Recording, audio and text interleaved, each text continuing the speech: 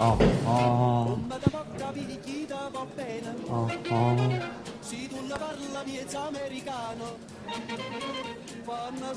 Това е спалнята на Евгений Минчев. Да видим дали не е в тоалет. Дори под душа го няма. Ако му надникнем гърдела. О, нанесъл се. А тук какво ли има? О, не.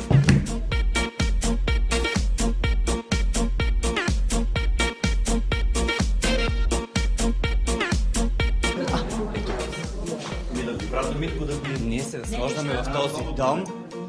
Разходихме се, разгледахме гардеробите. Много ми е приятно, честито. На нова къща не се идва с празни ръце, заповядах. Много голям този... Ама аз знаеш какво правя, като трябва да ида в нова къща, за да не съм с празни ръце, се хващам тука.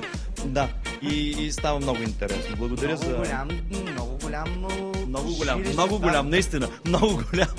Не си се нанес, обаче като гледаме на 100%. Защо? Смяташ, че краката ми са навънка ли? Има един шкаф, в който няма нищо. Раздорихме ние. Да, не съм се нанесъл напълно. Освен това, моите лондонски дами, те са наблизо, мога да ти ги покажа, ако искаш.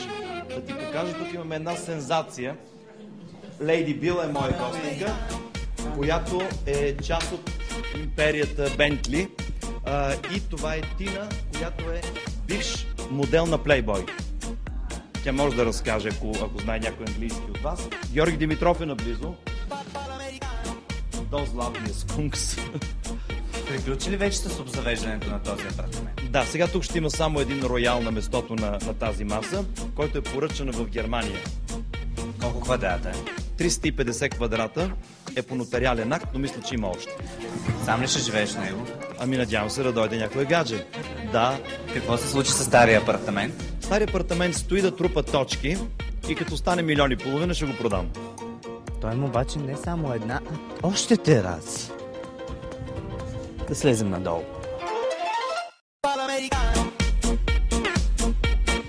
Тя да ви какво има в хладилника.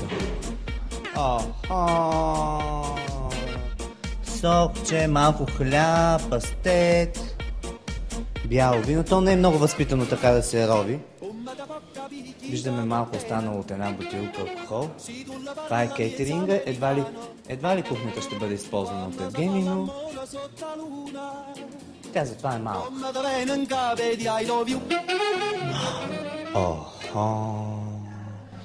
Още една спалня.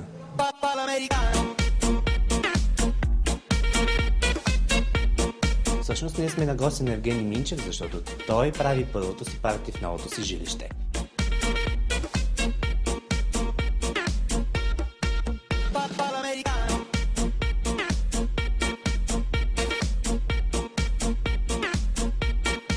Чао!